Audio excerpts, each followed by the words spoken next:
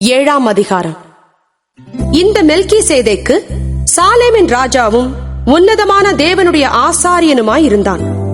ராஜாக்களை முறியடித்து வந்த ஆபிரகாமுக்கு இவன் எதிர்கொண்டு போய் அவனை ஆசீர்வதித்தான். இவனுக்கு ஆபிரகாம் எல்லாவற்றிலும் தசமபாகம் கொடுத்தான். இவனுடைய முதற் பேராகிய மெல்கிசேதேக்கு என்பதற்கு நீதியின் ராஜா என்றும், பின்பு சாலேமின் ராஜா என்பதற்கு சமாதானத்தின் ராஜா என்றும் அர்த்தமாம். இவன் தகப்பனும் தாயும் வம்ச வரலாறும் இல்லாதவன். இவன் நாட்களின் துவக்கமும் ஜீவனின் முடிவும் உடையவனாயிராமல் தேவனுடைய குமாரனுக்கு ஒப்பானவனாய் என்றென்றைக்கும் ஆசாரியனாக நிலைத்திருக்கிறான். இவன் எவ்வளவு பெரியவனாயிருக்கிறான் பாருங்கள்.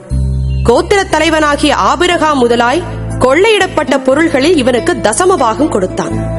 லேவியின் புத்திரரில் ஆசாரியத்துவத்தை அடைகிறவர்களும் ஆபிரகாமின் அறையிலிருந்து வந்த தங்கள் சகோதரரான ஜனங்களின் கையிலே நியாய பிரமாணத்தின்படி தசமபாகம் வாங்குகிறதற்கு கட்டளை பெற்றிருக்கிறார்கள்.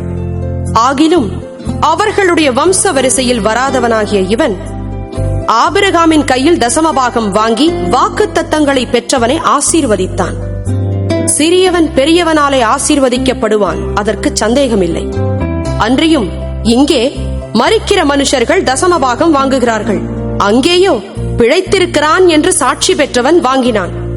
அன்றியும் மெல்கிசேதேக்கு ஆபிரகாமுக்கு எதிர்கொண்டு போன போது லேவியானவன் தன் தகப்பனுடைய அறையில் இருந்தபடியால் தசமபாகம் வாங்குகிற அவனும் ஆபிரகாமின் மூலமாய் தசமபாகம் கொடுத்தான் என்று சொல்லலாம்.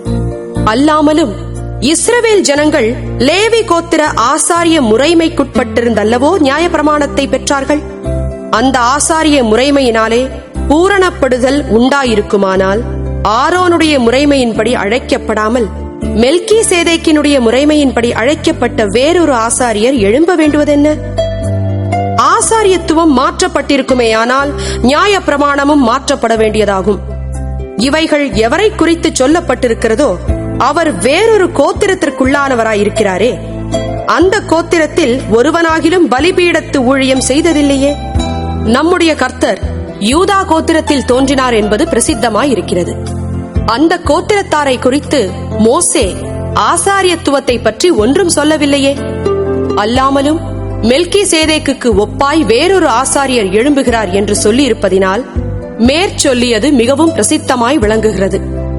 அவர் மாம்ச சம்பந்தமான கட்டளையாகிய நியாய பிரமாணத்தின்படி ஆசாரியராகாமல் நீர் மெல்கிசேதேக்கின் முறைமையின்படி என்றென்றைக்கும் ஆசாரியராய் இருக்கிறீர் என்று சொல்லிய சாட்சிக்கு தக்கதாக அழியாத ஜீவனுக்குரிய வல்லமையின்படியே ஆசாரியரானார். முந்தின கட்டளை பலவீனம் உள்ளதும் பயனற்றதுமாயிருந்தது நிமித்தம் மாற்றப்பட்டது. நியாய பிரமாணமானது ஒன்றையும் பூரணப்படுத்தவில்லை.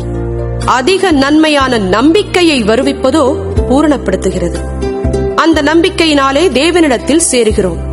அன்றியும் அவர்கள் ஆணையில்லாமல் ஆசாரியராக்கப்படுகிறார்கள். இவரோ நீர் மெல்கிசேதேக்கின் முறைமையின்படி என்றென்றைக்கும் ஆசாரியராய் இருக்கிறீர் என்று கர்த்தர் ஆணையிட்டார், மனம் மாறாமலும் இருப்பார் என்று தம்முடனே சொன்னவராலே ஆணையோடே ஆசாரியரானார். ஆனதால் இயேசுவானவர் ஆணையின்படியே ஆசாரியராக்கப்பட்டது எவ்வளவு விசேஷித்த காரியமோ அவ்வளவு விசேஷித்த உடன்படிக்கைக்கு பிணையாளியானார். அன்றியும் அவர்கள் மரணத்தின் நிமித்தம் நிலைத்திருக்க கூடாதவர்களானபடியால் ஆசாரியராக்கப்படுகிறவர்கள் அநேகராயிருக்கிறார்கள்.